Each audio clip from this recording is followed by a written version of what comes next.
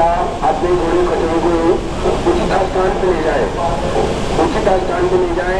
नदी में पानी बढ़ गया है, जलस्तर बढ़ने वाला है। 2013 में केदारनाथ में आई बाढ़ हिमालय के इतिहास में आई अब तक की सबसे भयानक तबाही थी। बादल फटने के कारण हुई तेज बारिश को इस तबाही का कारण बताया गया था। इस घटना ने उत्तराखंड सहित पूरे देश के हालात बदल दिए थे।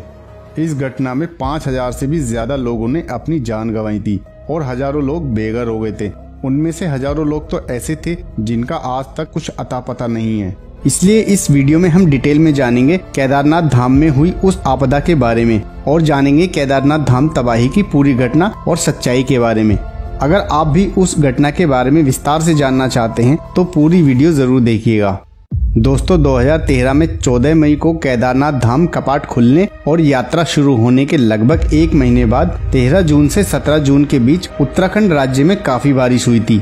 आमतौर पर मानसून के दिनों में होने वाली यह बारिश सामान्य बारिश से काफी ज्यादा थी। ऐसी बारिश वहां के लोगों ने पहले कभी नहीं देखी थी। केदारनाथ में आई प्राकृतिक आपदा के बाद पहले किसी को भी समझ नहीं आया कि आखिर इतनी बड़ी तबाही किस वजह से आई। अंदाजा तो सभी लोग लगा रहे थे, लेकिन असली वजह किसी को भी नहीं पता थी।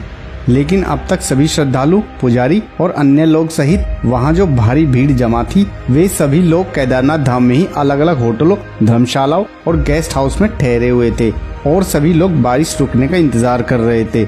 लेकिन किसी को यह खबर नहीं थी कि 16 जून की शाम को इतनी बड़ी मुसीबत आने वाली थी।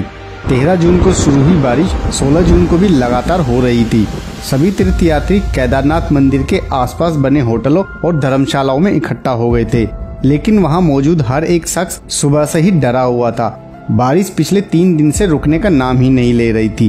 केदारनाथ धाम के आसपास कई सालों से रह रहे लोगों ने भी आसमान से इतना पानी एक साथ बरसते कभी नहीं देखा था। लगातार हो रही बारिश का असर अब धीरे धीरे दिखने लगा था। 16 तारीख की सुबह भैरवनाथ के मंदिर वाली पहाड़ी टूटने लगी थी और वहां से लैंडस्लाइड शुरू हो गया था। वह केदारनाथ से भैरव मंदिर जाने वाला मार्ग बंद हो गया। शाम होते होते नदियों का पानी केदारनाथ धाम को देश के बाकी हिस्से से जोड़ने वाले 2 पुलों के ऊपर से बहने लगा था। हालात बद से बदतर होते जा रहे थे। इन सब के बीच अब केदारनाथ में शाम ढल चुकी थी और अंधेरा भी हो चुका था। पूरे इलाके में बिजली के लिए लगा पावर हाउस फेल हो गया था। इस कारण बिजली भी गुल हो गई थी।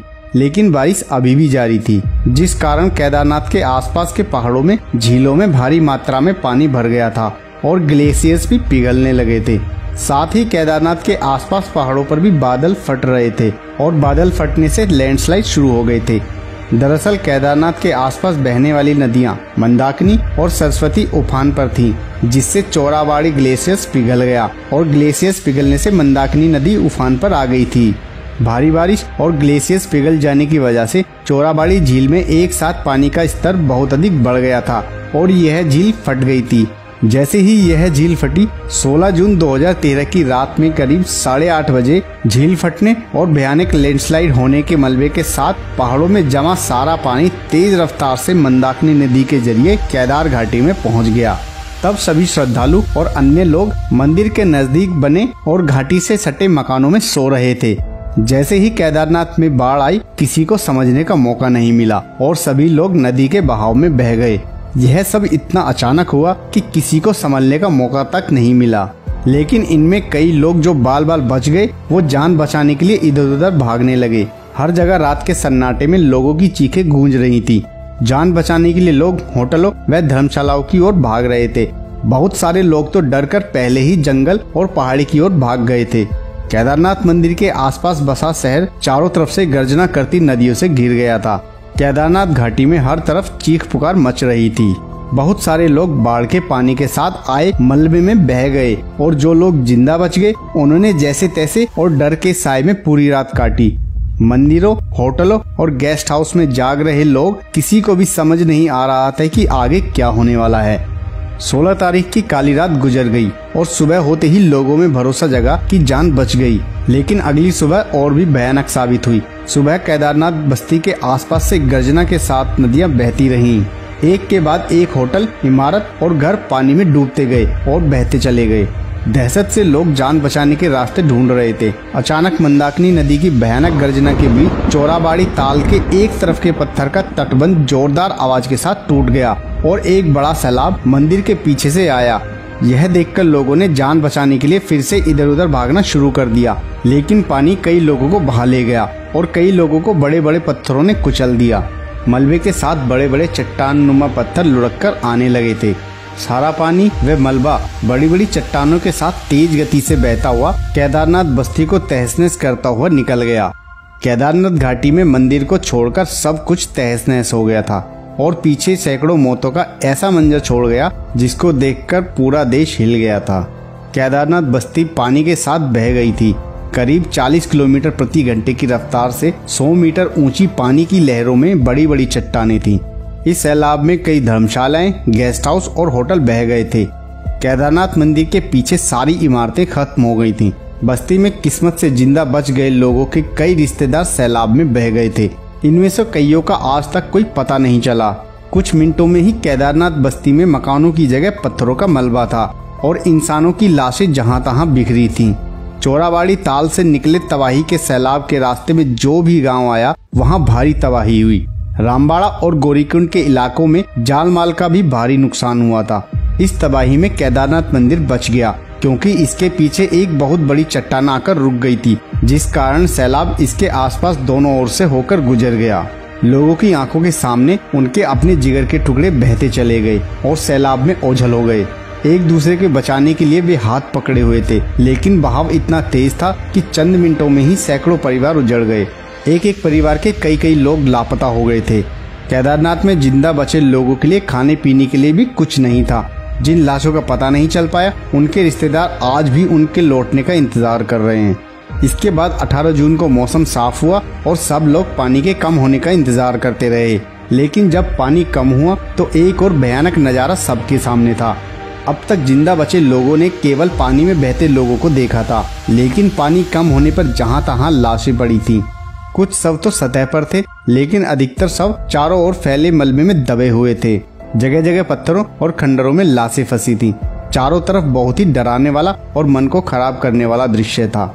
दोस्तों, केदारनाथ त्रासदी अपने पीछे ऐसी अनेक दर्दनाक जिंदगियां और कहानी छोड़ गया जिसे सुनकर या याद कर आज भी लोग सिहर उठते हैं। 16 जून 2013 की वह रात कुदरत के कहर की ऐसी रात है जिसे कभी नहीं बुलाया जा सकता। 9 साल गुजर गए, लेकिन उस तबाही का मंजर देखकर आज भी लोग दहशत से भर जाते हैं। केदारनाथ में हुई भारी तबाही की खबर से पूरा देश सन्न रह गया था। सैटेलाइट से जारी तस्वीर में केदारनाथ का नजारा डरा देने वाला था।